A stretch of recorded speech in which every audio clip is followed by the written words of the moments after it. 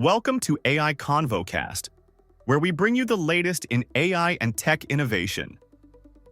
Please don't forget to rate, review, and share if you like what you hear. Let's jump right in.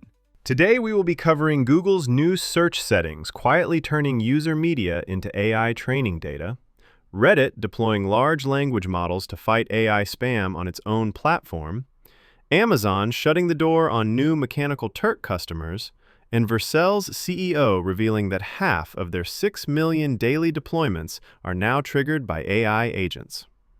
Starting with Google, TechCrunch flagged a search privacy settings change that could affect just about anyone who uses Google's core products.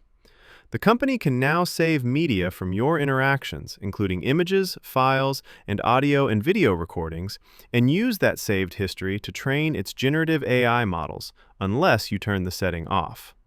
And we are not just talking about typing queries into a search box.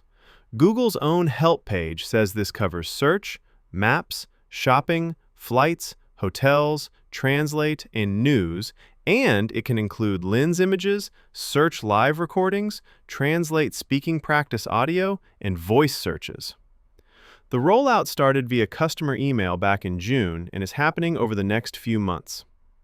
The important behavior change here is that the old web and app activity toggle no longer covers all of this. Users now need to check a separate search services history setting and a save media subsetting to fully opt out. Google's key line is that when search services history is off, your future activity won't be used to train Google's generative AI models. The company also says data gets disconnected from your Google account before AI training or any service provider review. Still, if you regularly point lens at things or use voice search, you may be feeding a much richer multimodal dataset than you realize. Moving to Reddit, the company put out a post on July 6th detailing how it is using large language models to fight the exact kind of AI-generated junk that language models have made easier to produce. Reddit says its updated defenses now block 23 million spam views per day, catch around 25,000 new spammy posts and comments daily, and revoke nearly 2 million inauthentic votes every day. From January through March, user exposure to spam dropped roughly 20% compared to the prior 3 months. The framing from Reddit captures the irony nicely. In their words, "We leverage LLMs to catch the highly subtle, coordinated patterns of fake behavior." So the same technology being used to flood the internet with synthetic content is now the defense against it. Reddit also says its hate and violence enforcement in English text now averages under 5 seconds from detection to action, with false positives down more than 40%. And it is starting to challenge suspicious automated accounts to verify they are human. This matters beyond Reddit itself because Reddit is one of the most valuable sources of real human conversation on the open web. Search engines summarize it, AI models train on it, and researchers mine it. If the signal there degrades, everything downstream degrades too. Next up, Amazon is closing Mechanical Turk to new customers starting July 30th. Existing customers can keep using it, but AWS said plainly that it does not plan to introduce new features. So this is effectively maintenance mode for one of the original human-in-the-loop platforms on the internet. Mechanical Turk launched way back in 2005 as a marketplace for microtasks, surveys, content moderation, and sentiment labeling. Amazon repositioned it around 2018 as a way to annotate data for neural network training through SageMaker. But the AI era has been rough on it. TechCrunch pointed to a 2023 analysis that found between 33 and 46% of Mechanical Turk workers were using large language models to complete their tasks, which raises obvious questions about how human that supposedly human-labeled data actually was. The closure is a quiet but symbolic marker.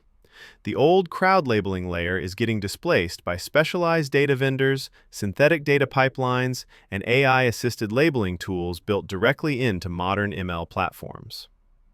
Finally, Vercel CEO Guillermo Rauch sat down with TechCrunch after the company's Ship NYC conference and dropped some striking numbers about where agentic coding actually stands. Vercel is seeing 6 million deployments per day, and roughly half of those are now triggered by coding agents rather than humans clicking buttons. More than 1 trillion tokens flow through Vercel's AI gateway every day.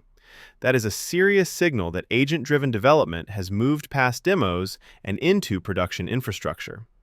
Rausch called coding agents and internal company agents the two killer apps of the agent era.